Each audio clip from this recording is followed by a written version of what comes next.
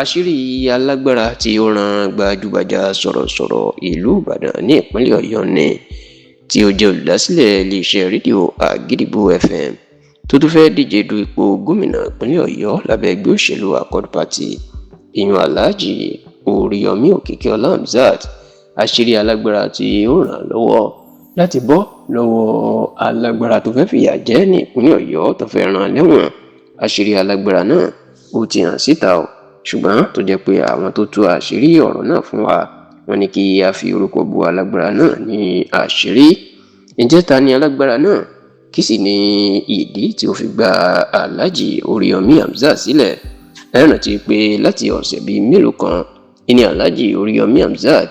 ìní ó ti ń wọ inú wàhálà òṣèlú nítorí pé níṣe ìní wọ́n fẹ́ fi àwọn ẹ̀sùn tó níṣe pẹ̀lú ẹ̀sùn ọ̀daràn náà fẹ́ fi mú mọ́lẹ̀. Ọ̀kan pàtàkì lára àwọn ọ̀gá ẹgbẹ́ onímọ́tò ìpínlẹ̀ Ọ̀yọ́ tẹ́lẹ̀ Alhaji Surajudeen Adio Babatunde ẹni tí ó gbayé mọ̀ sí Suri Ìlúpéjú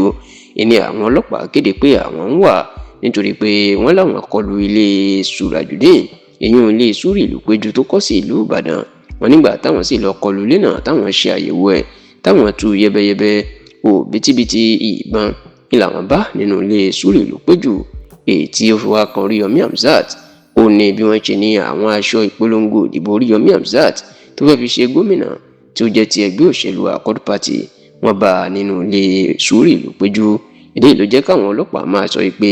kí làjọṣepọ̀ tó wà láàrin Suri Ìlúpéjú táwọn bá ìbọn rẹpẹtẹ ní ẹ̀ àti Oríyọmí Hamzat tó sì jẹ́ pé ọ̀rọ̀ yìí ni wọ́n fẹ́ fi mú Oríyọmí Hamzat mọ́lẹ̀ láti rán ní ẹ̀wọ̀n. Ṣá o, bó tilẹ̀ jẹ́ pé Oríyọmí Hamzat ti pariwo síta tó jẹ́ kó di mímọ̀ pé àwọn ọlọ́pàá wọ́n ti ránṣẹ́ pé òun àti pé lásìkò tó ń sọ̀rọ̀ òun wà lókè òkun bóun bá sì wà Nàìjíríà bí wọ́n bá ti òun mọ́lé káwọn èèyàn má ṣe gba ẹ̀rọ tán bá ń pa nípa òun ká má ṣe gbà gbọ́. Kódà Oríyọmí Hamzat tó ń jẹ́ kó di mímọ̀ pé wọ́n ń pète pòrò láti bayé òun jẹ́ àti láti fi àwọn oògùn olóró sínú ọgbà iléeṣẹ́ rédíò òun láti lè gbé òun. Ṣùgbọ́n ní báyìí níṣe ni ogun tiṣẹ́ tíjà ti dópin fún Oríyọmí Hamzat o, nítorí pé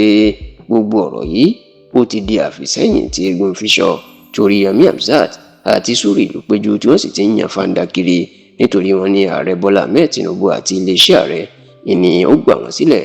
Ṣùgbọ́n táwa ní alágbára tó ràn wọ́n lọ́wọ́ láti ràn wọ́n lọ́wọ́ lọ́dọ̀ Tinubu àti iléeṣẹ́ ààrẹ.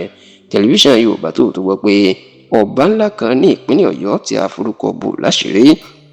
tí ó jẹ́ ọ̀rẹ́ Tinubu tó súnmọ́ Tinubu púpọ̀ ó ní ọ̀ràn Oríyọmí Hamzat ló ràn lọ́wọ́ láti bọ́ nínú wàhálà tí a sì forúkọ bò ọba náà tá a forúkọ bò ní àṣírí.